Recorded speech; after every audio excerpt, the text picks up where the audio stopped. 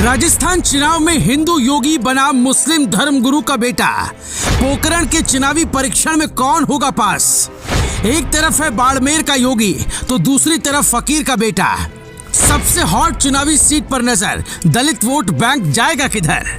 18 मई 1974 को भारत ने अपने परमाणु परीक्षण धमाके की गूंज दुनिया को सुनाई थी। इस ऐतिहासिक पल का साक्षी बना था राजस्थान का पोखरण।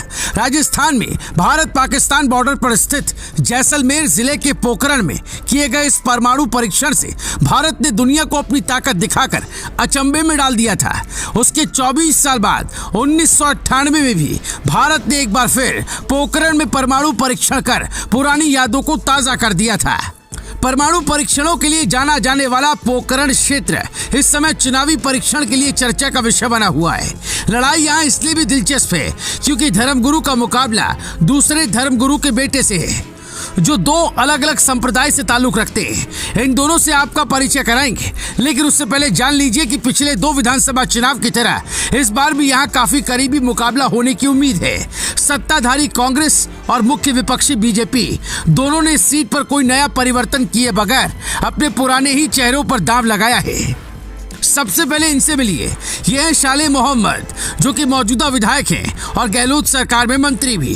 कांग्रेस ने इन पर फिर से एतबार कर जीत की उम्मीद में इन्हें टिकट थमाया है। जवाब में बीजेपी ने पिछले चुनाव में अपने हारे हुए उम्मीदवार महंत प्रतापपुरी पर ही फिर से भरोसा कर मैदान में उतारा है। शाले मोहम्मद एक मुस्लिम धर्मगुरु के बेटे। उनके पिता गाजी फकीर के सिर्फ भारत ही नहीं बल्कि सीमा पार पाकिस्तान में भी बड़ी संख्या में अनुयायी हैं। वहीं बीजेपी उम्मीदवार महंत प्रतापपुरी तारा मठ के महंत हैं। उनके समर्थक यूपी के मुख्यमंत्री योगी आदित्यनाथ से उनकी तुलना करते हुए इन्हें बाड़मेर का योगी बताते हैं। प्रतापपुरी और गाजी फकीर दोनों का अपने समुदायों के बीच काफी प्रभाव है। ऐसे में पोखरण विधानसभा में बाकी मुद्दों के साथ ही धर्म भी एक बड़ा मुद्दा रहता है। इसके अलावा पानी की उपलब्धता, पशुओं का चारा और पर्याप्त स्वास्थ्य सुविधाओं का न होना भी क्षेत्र के लिए बड़े चुनावी मुद्दे हैं। इससे पहले 2018 के विधानसभा चुनाव में भी कांग्रेस के शाले मोहम्मद और बीजेपी के प्रतापपुरी में कांटे की टक्कर देखने को मिली। इस चुनाव में शाले मोहम्मद ने 872 वोटों के करीबी अंतर से जीत हासिल की थी। शाले मोहम्मद को कुल 82,964 वोट मिले, जबकि इनके मुकाबले प्रतापपुरी को 82,094 वोट मिले थे।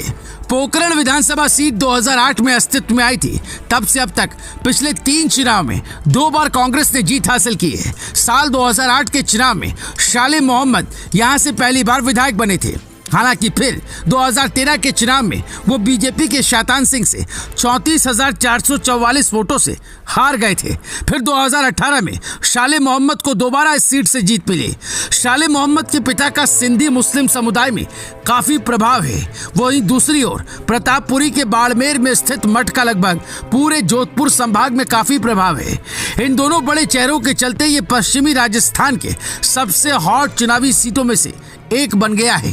पोखरण विधानसभा में मुस्लिम, राजपूत और दलित समुदाय के लोग काफी तादाद में हैं। बीजेपी और कांग्रेस दोनों का यहाँ पर फोकस दलित वोट बैंक को साधने का है, जो यहाँ जीत हार में अपनी निर्णायक भूमिका निभाता है। कुल मिलाकर पोखरण सीट का चुनाव बेहद दिलचस्प होने जा रहा है।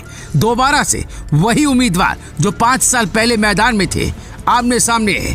क्या इस बार इतिहास फिर से अपने आप को दोहराएगा और शाले मोहम्मद यहाँ से जीतेंगे, या फिर महंत प्रतापपुरी अपनी हार का बदला लेकर इस सीट को जीत पाने में कामयाब होंगे? वैसे आपकी राय क्या है? आपकी भविष्यवाणी क्या है? आप अपना अनुमान हमें कमेंट में जरूर बताएं। Bureau report, news live TV.